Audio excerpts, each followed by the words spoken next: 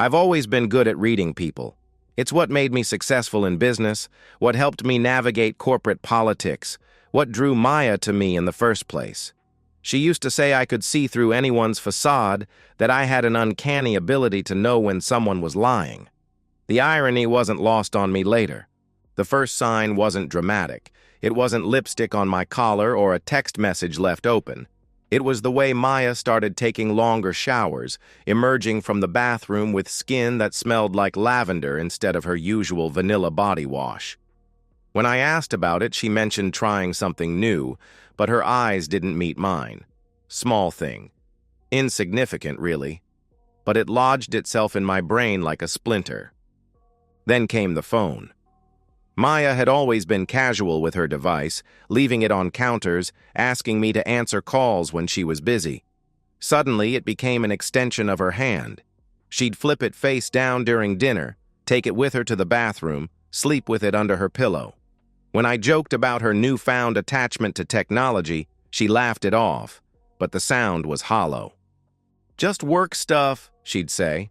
But Maya worked at a nonprofit that barely operated after 5 p.m. I found myself cataloging these changes like evidence in a case I didn't want to build. The way she'd suddenly developed an interest in expensive lingerie, pieces I'd never seen her wear for me. The careful attention to her appearance on days when she claimed to be running errands. The late nights at the gym that left her glowing but not tired. Part of me wanted to be wrong. I'd throw myself into work, staying late at the office, telling myself I was imagining things. Maybe my constant travel was creating distance between us. Maybe my demanding schedule had pushed her away. Maybe I was being paranoid, insecure, pathetic. The voice in my head that sounded suspiciously like my father would whisper, "You're not enough. You never were." But the evidence kept mounting. Restaurant receipts in her purse for places I'd never been. A sudden interest in a hiking trail she'd never mentioned. The way she'd started wearing her wedding ring less frequently, claiming it got in the way of her new workout routine. When I looked closely, I could see the tan line where it used to sit was already fading. "How was your day?" became a minefield. Maya's answers grew more elaborate, more detailed, as if she was trying to convince herself as much as me. She'd describe mundane activities with the precision of someone building an alibi. Lunch with Sarah became lunch with Sarah at the new bistro downtown, where they talked about Sarah's dating life and ordered the salmon special and split the chocolate mousse. I started testing her. Casual questions about her stories, asking about details she'd mentioned. Sometimes her facts didn't align. When I'd point out inconsistencies, she'd get defensive, accusing me of interrogating her, of not trusting her. The arguments that followed were vicious in their precision, each of us wielding our intimate knowledge of the other's weaknesses like weapons. "You're never here anyway," she'd say, and the words cut deep because they held truth. "When you are here, you're thinking about work. When was the last time you really looked at me?" I couldn't argue with that. Success had demanded sacrifices, and Maya had been the one paying the price. But even as I shouldered the blame, something cold and calculating in my chest whispered that her betrayal predated my neglect. This wasn't reactive. This was planned. The breaking point came on a Tuesday. I'd gotten home early, hoping to surprise her with dinner reservations at the place we'd had our first date. I found her in our bedroom, trying on a black dress I'd never seen before, her hair styled in a way that made her look younger, more vibrant.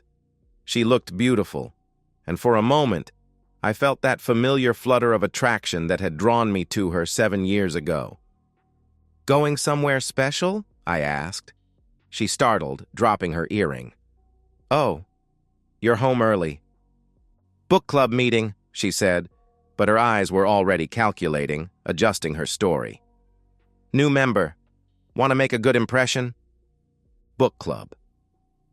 Maya hadn't read a novel in 2 years. I smiled and nodded, kissed her cheek, and told her to have fun. But as I watched her drive away, something inside me crystallized. The doubt, the self-blame, the desperate hope that I was wrong. It all fell away, replaced by a cold certainty that felt almost like relief. I wasn't crazy. I wasn't paranoid. I was just married to a liar. That night, I made two decisions. First, I would stop giving Maya the benefit of the doubt. Second, I would find out exactly what she was hiding, and I would do it the way I did everything else, methodically, thoroughly, and with absolute precision. I called in sick the next day and told Maya I had a business trip coming up, a 3-day conference in Dallas, completely fabricated, but delivered with the same confident tone I used in board meetings. Her face lit up in a way it hadn't in months. "That's great, honey," she said, and I knew she was already planning how to spend those 3 days. As I watched her practically bounce with excitement, I felt the last of my emotional investment in our marriage die. Whatever Maya was hiding, whatever she was planning, she was about to discover that her husband was very, very good at his job, and my job, for the next few weeks, was going to be destroying her world with the same precision she'd used to destroy mine.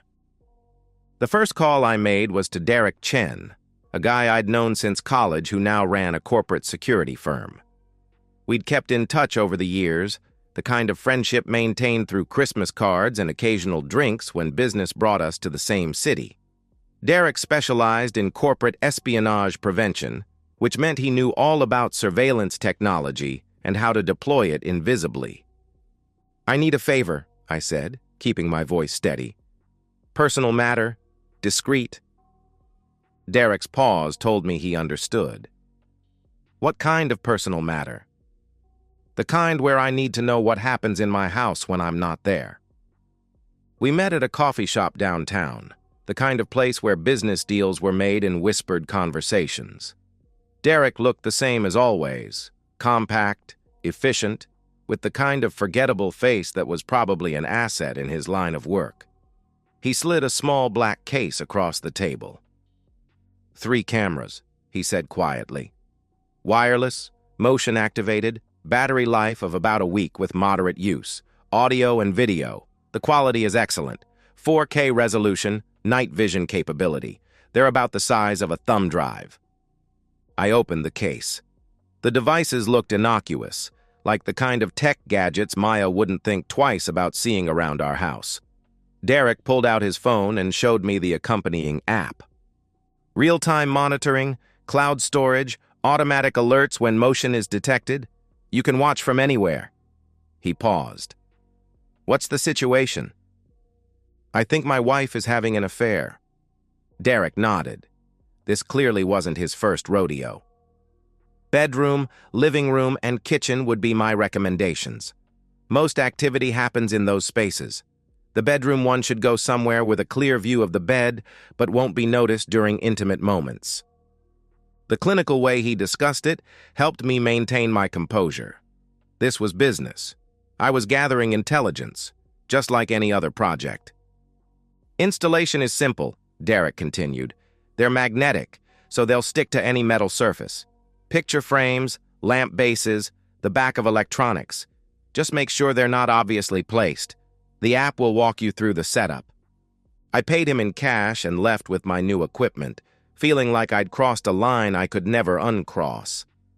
At home, I waited until Maya left for her yoga class, a new addition to her routine that I now doubted existed, and began the installation. The bedroom camera went behind our dresser, angled to capture the entire room.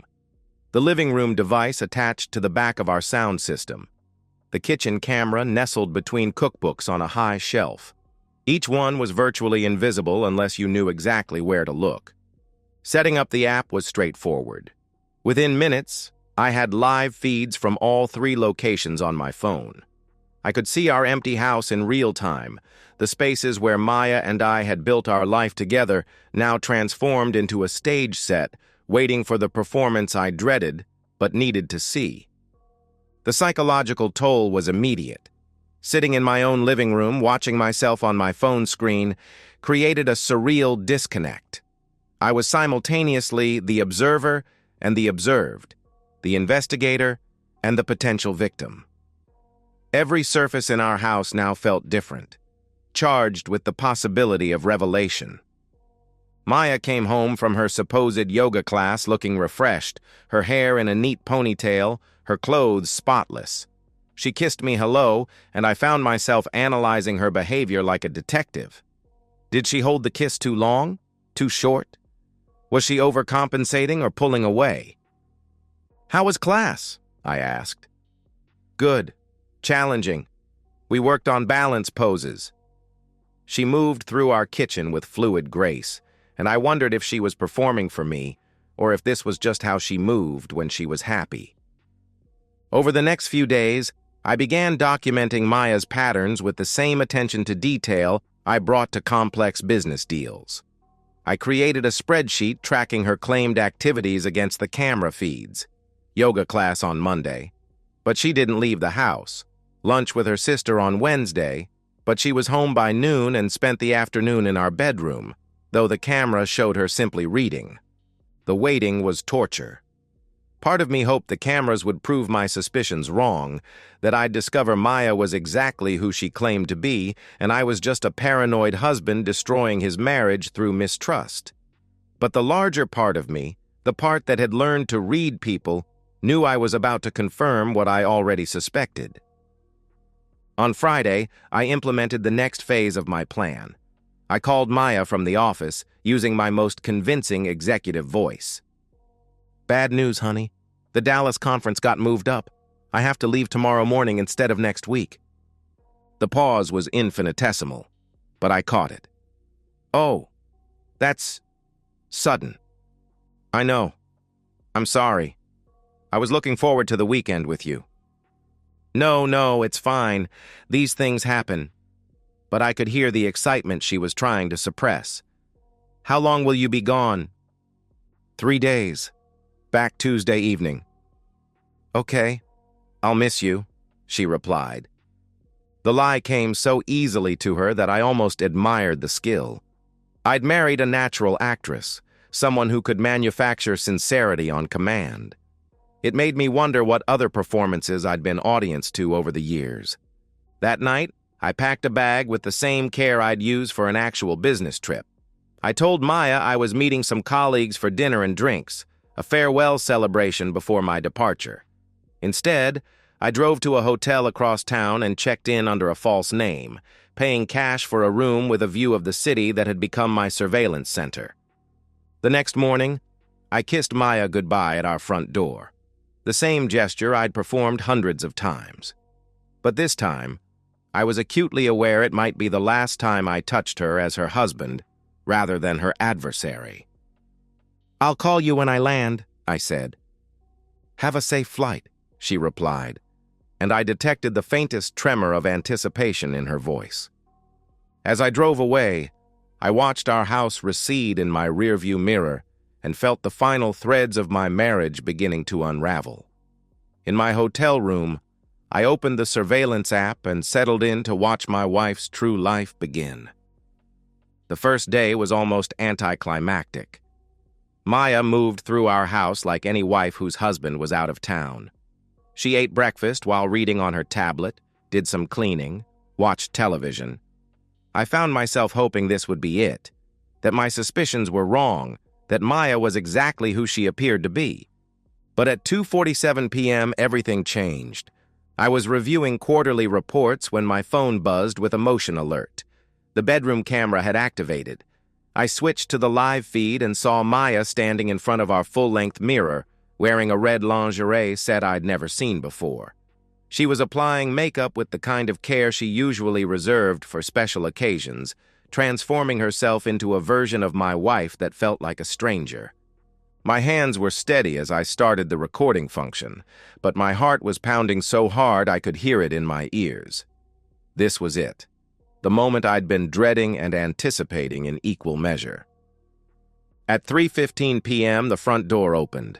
A man walked into my living room like he owned it, and I felt something cold and violent unfold in my chest. He was younger than me, maybe 35, with a kind of casual confidence that suggested this wasn't his first time in my home. He wore expensive clothes well, moved with the ease of someone who had never doubted his right to take what he wanted. Maya appeared in the living room doorway, and the transformation was complete. She moved toward him with a fluidity I recognized but hadn't seen directed at me in months. When he kissed her, it wasn't the polite peck she'd given me that morning. It was hungry, desperate, the kind of kiss that spoke of longing and familiarity. "I missed you," she said, and her voice held an intimacy that hit me like a physical blow. "3 days felt like forever," he replied, and I realized this had been going on for a while.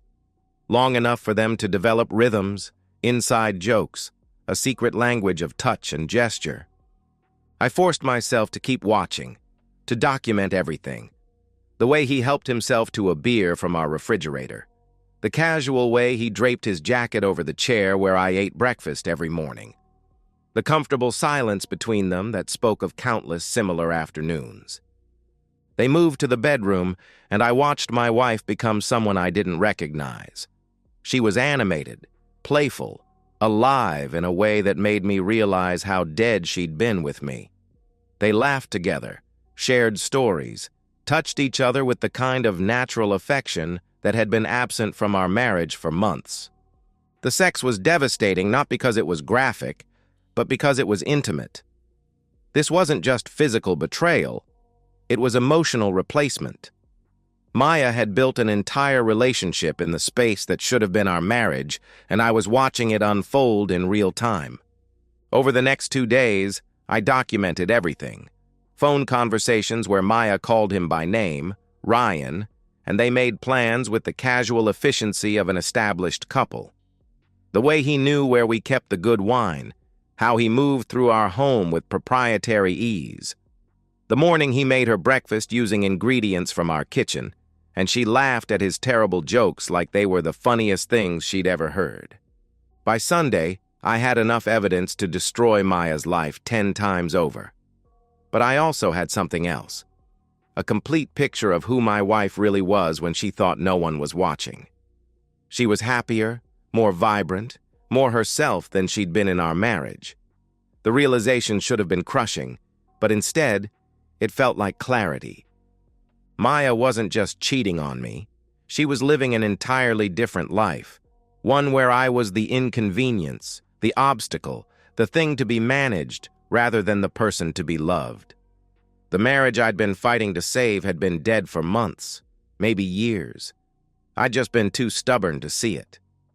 That night, I made the call that would set everything in motion. Maya's parents lived 2 hours away, close enough for emergencies, but far enough that they rarely dropped by unannounced. Her father, Robert, was a retired military officer who'd never quite approved of his daughter's choices but loved her fiercely. Her mother, Patricia, was the kind of woman who believed in proper behavior and family honor above all else. "Robert, it's James," I said, keeping my voice steady. "I need your help with something. It's about Maya." The concern in his voice was immediate. "What's wrong? Is she hurt?" "She's in trouble. I can't explain over the phone, but I need you and Patricia to come to the house tomorrow, around 2 o'clock. It's important that you see this for yourself." "See what?" he asked. "I can't say more right now, but please trust me. Your daughter needs you," I replied. The silence stretched, and I could hear him processing the implications. Robert wasn't stupid. He'd been married for 40 years, had seen enough of life to understand what kinds of problems required parental intervention. "We'll be there," he said finally. As I hung up, I felt the last pieces of my plan falling into place. Maya's greatest fear wasn't losing her marriage, it was losing her family's respect. She'd built her entire identity around being the perfect daughter, the successful wife, the woman who had it all together. Tomorrow, that facade would crumble, and she would face the consequences of her choices in the most devastating way possible. I spent the rest of the evening preparing. I compiled the video evidence into a comprehensive file, organized chronologically, and edited for maximum impact. I prepared copies of our prenuptial agreement, highlighted the infidelity clauses that would strip her of any claim to our assets. I drafted a statement for the divorce attorney I'd be calling Tuesday morning. As I reviewed the footage one last time, I felt a strange sense of closure. This wasn't about revenge anymore. It was about justice. Maya had made her choice, and now she would live with the consequences. Tomorrow, her world would end, and mine would finally begin. I positioned myself in the alley behind our house at 1:45 p.m., close enough to see but far enough to remain hidden. The timing had to be perfect. Maya's parents were punctual people, and Ryan typically arrived around 2:30 p.m. based on 3 days of surveillance. I'd called Maya that morning, maintaining the fiction of being in Dallas, and she'd sounded relaxed, happy even. "Missing you," she'd said, and I'd almost admired the effortless lie. At exactly 2 p.m., Robert's burgundy sedan pulled into our driveway. I watched my in-laws approach the front door, Patricia clutching her purse with the nervous energy of a woman who sensed crisis but couldn't identify its source. Robert's military bearing was evident even from a distance: straight shoulders, purposeful stride, the kind of man who faced problems head-on. The doorbell rang, and I watched through the kitchen camera as Maya answered, her face cycling through surprise, confusion, and something approaching panic. She was wearing the red lingerie set under a silk robe, clearly prepared for Ryan's arrival. "Mom?" "Dad? What are you doing here?" "James called," Robert said, studying his daughter's appearance with the sharp eye of a man who'd learned to read situations quickly. "Said you needed us."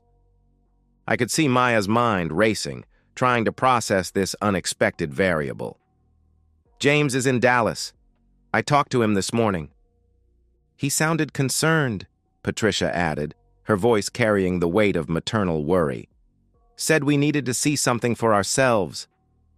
Maya's laugh was brittle. "I have no idea what he's talking about. Come in, I'll make coffee." As they settled in the living room, I checked my phone. 2:23 p.m. Ryan would arrive in minutes, and Maya had no idea what was coming. I watched her try to play the perfect hostess, offering drinks and snacks while clearly desperate to get her parents to leave. "You look flushed, honey," Patricia observed. "Are you feeling all right?" "Just tired. You know how it is." At 2:31 p.m., my phone buzzed with a motion alert. Ryan was walking up the front path, and I felt a surge of anticipation that was almost sexual in its intensity. This was it, the moment of truth. The doorbell rang, and I watched Maya's face turn white. She glanced toward the bedroom, no doubt calculating whether she could hide, but Robert was already moving toward the door with the instinctive protectiveness of a father. "I'll get it," he said. "No!" Maya's voice cracked. I'm expecting... It's just a delivery." But Robert was already opening the door, and Ryan walked in with the casual confidence of a man who expected to find his lover waiting. Instead, he found himself face to face with a stern-looking older man and a woman whose expression was shifting from confusion to dawning horror. "Can I help you?" Robert asked, his voice carrying the authority of someone accustomed to command. Ryan's confidence evaporated. I think I have the wrong house." "Ryan?" Maya's voice was barely a whisper, but it carried across the room like a shout. The name hung in the air, and I watched Patricia's face crumble as she understood what she was witnessing. "Maya." Robert's voice was deadly quiet. "Who is this man?" The silence stretched for an eternity. Ryan looked like he wanted to bolt, Maya looked like she wanted to disappear, and Patricia looked like she wanted to die. Robert just looked dangerous. "I can explain," Maya started, but the words died in her throat. There was no explanation that would make this acceptable, no story that would transform adultery into innocence. "Are you having intimacy with my daughter?" Robert's voice was steady, but I could see the violence building in his posture. Ryan took a step backward. "Look, I think there's been a misunderstanding." "Answer me," he pressed. The confrontation exploded with the sudden violence of a summer storm. Robert moved with the efficiency of a man who'd seen combat, grabbing Ryan by the shirt and slamming him against the wall. Patricia was screaming, Maya was crying, and I was watching it all unfold with the detached fascination of a director watching his masterpiece come to life. "You come into my son-in-law's house," Robert snarled, "drink his beer, his wife in his bed, and you think there's a misunderstanding?" Ryan tried to explain, to deflect, to escape, but Robert was beyond reason. The first punch caught him in the solar plexus, doubling him over. The second was a precise uppercut that sent him crashing into our coffee table. "Stop!" Maya screamed, but she was crying too hard to be coherent. "Please, Daddy, stop!" Patricia was staring at her daughter with the kind of horror reserved for strangers. "How could you do this? How could you destroy your marriage like this?" "You don't understand," Maya sobbed. "James is never here. He doesn't love me anymore. I was lonely." "So you yourself out in his house?" Robert's voice was filled with disgust. "You bring this piece of shit into the home your husband provided?"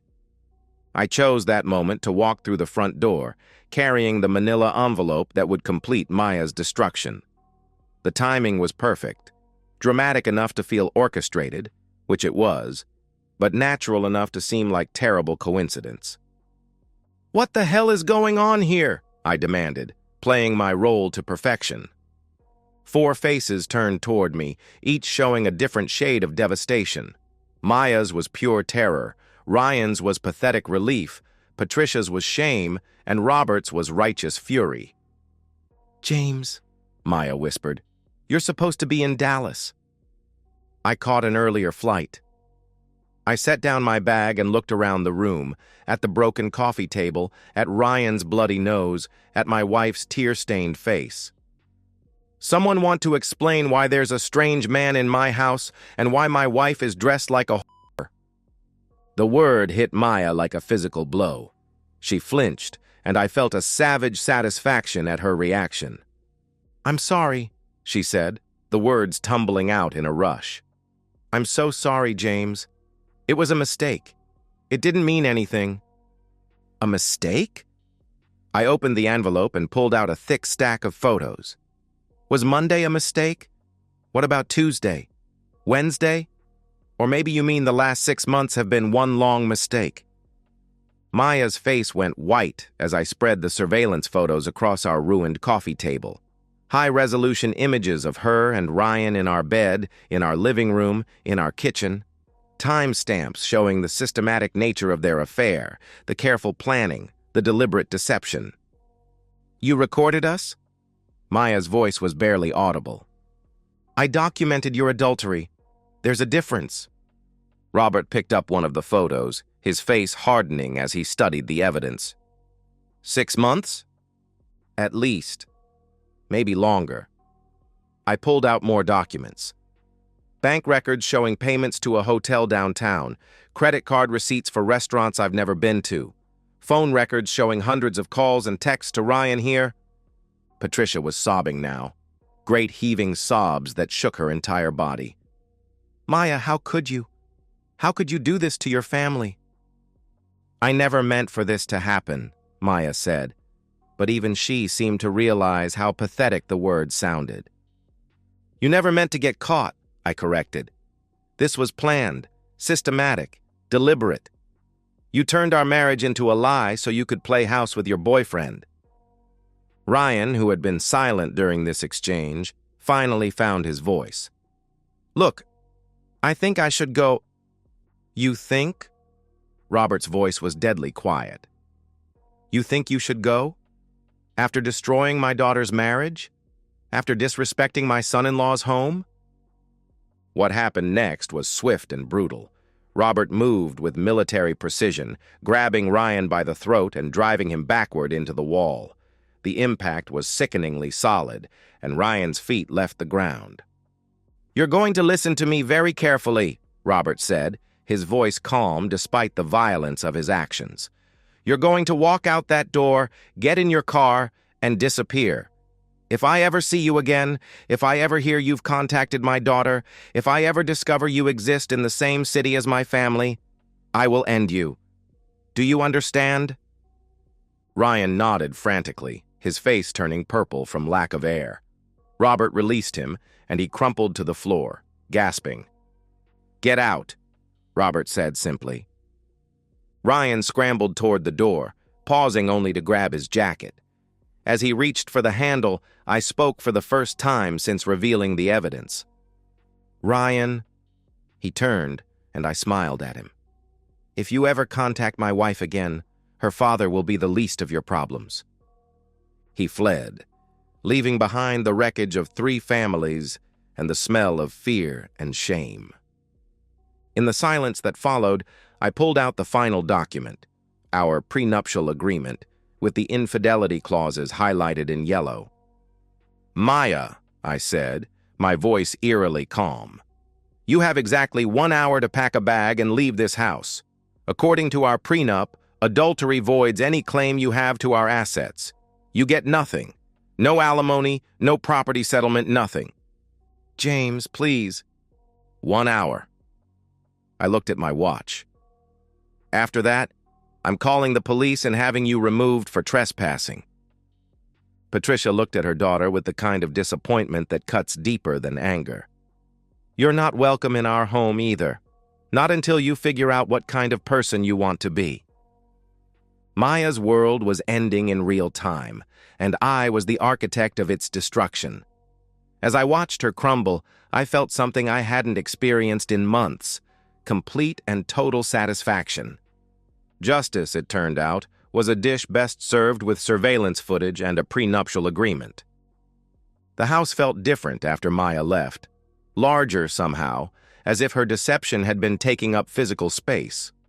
I stood in our living room, my living room now, and surveyed the damage.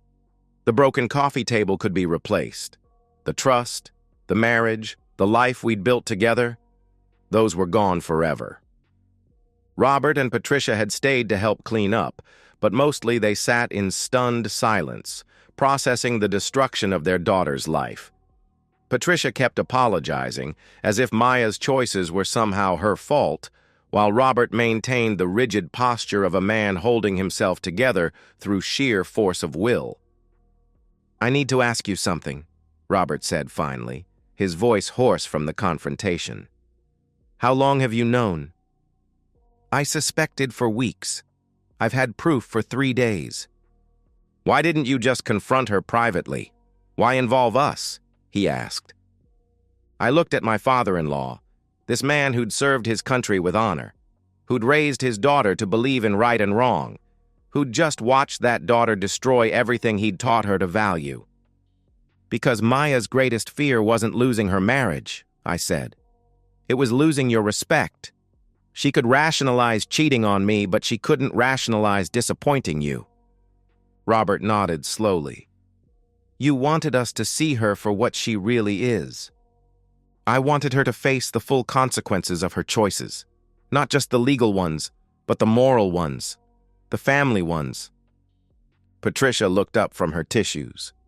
"She's still our daughter, and she always will be. But she's not the person you raised her to be. And she's not the woman I married. You needed to see that." Over the next hour, we worked in companionable silence. Robert helped me move furniture, Patricia swept up the broken glass, and I began the process of erasing Maya's presence from our home. Her clothes went into garbage bags, her toiletries into boxes, her photos into storage. Maya called 6 times during that hour. I let every call go to voicemail, but I listened to each message with clinical detachment. The first was angry, accusing me of orchestrating a cruel ambush. The second was bargaining, promising to end the affair and commit to counseling. By the 6th, she was begging, crying, promising to do anything to salvage our marriage. I deleted each message without responding. "She's going to try to come back," Patricia said as we loaded the last of Maya's belongings into her parents' car. "She's going to say she's changed, that she loves you, that it was all a mistake." "I know. What will you do?" I thought about that question as we stood in my driveway, Three people bound together by their shared experience of betrayal and loss. What would I do? I'd already done it. I'd exposed the truth, enforced the consequences, and reclaimed my life. "I'll remember who she really is," I said finally, "and I'll be grateful I found out before I wasted any more years on a lie." Robert shook my hand with the firm grip of a man who respected strength. "You did the right thing. It was hard, but it was right." After they left, I walked through my house one final time, checking each room for any trace of Maya's presence. In the bedroom, I found her wedding ring on the nightstand, the thin gold band that had symbolized promises she'd never intended to keep. I picked it up and studied it in the fading light, remembering the day I'd slipped it onto her finger and the hope I'd felt for our future. That future was gone now, but I felt no sadness at its loss. How could I mourn something that had never really existed? I removed the surveillance cameras and packed them away, their purpose fulfilled. The house felt clean for the first time in months, purged of deception and pretense. Tomorrow, I would call my attorney and begin the divorce proceedings. I would change the locks, cancel the joint credit cards, and begin the process of legally separating our lives. But tonight, I simply sat in my living room and enjoyed the silence. No more wondering where Maya was, no more analyzing her stories for inconsistencies, no more living with the constant tension of suspected betrayal. The truth was out, the consequences were delivered, and justice was served. My phone buzzed with a text from an unknown number. "Please give me a chance to explain. I love you. I always have. M." I blocked the number and deleted the message. Maya had had countless chances to tell the truth, to choose her marriage over her affair, to be the woman I'd thought I married. She'd chosen differently each time, and now she would live with those choices. As I prepared for bed in my reclaimed house, I thought about Ryan's cowardice, fleeing rather than facing the consequences of his actions. I thought about Maya's desperation, her belated recognition that her choices had costs. I thought about Robert's righteous anger and Patricia's heartbreak. But mostly, I thought about the future. For the first time in months, I could see it clearly. A life without lies, without betrayal, without the constant weight of someone else's deception. I was free, and freedom felt like the most beautiful thing in the world. Tomorrow, I would begin building a new life. Tonight, I would sleep peacefully in my own bed, secure in the knowledge that I had faced the worst and emerged stronger. Maya had chosen her path, and now she would walk it alone. Justice, I reflected as I turned off the lights, was sometimes indistinguishable from mercy. I had given Maya exactly what she deserved, the truth about who she was and the full weight of what she'd chosen. What she did with that knowledge was no longer my concern. I was done being her husband. Now I could finally be myself. And so, we've reached the end of today's story. Was it what you expected, or did it take a twist you didn't see coming? I'm curious to hear your thoughts. Share them in the comments below, and let's get a conversation going. If this story kept you hooked, make sure to hit that like button. And if you're new here or just haven't subscribed yet, now's the perfect time to join our community. I bring you fresh, captivating stories every day, so click that subscribe button and turn on notifications so you never miss out. Thanks for watching, and I'll see you in the next one.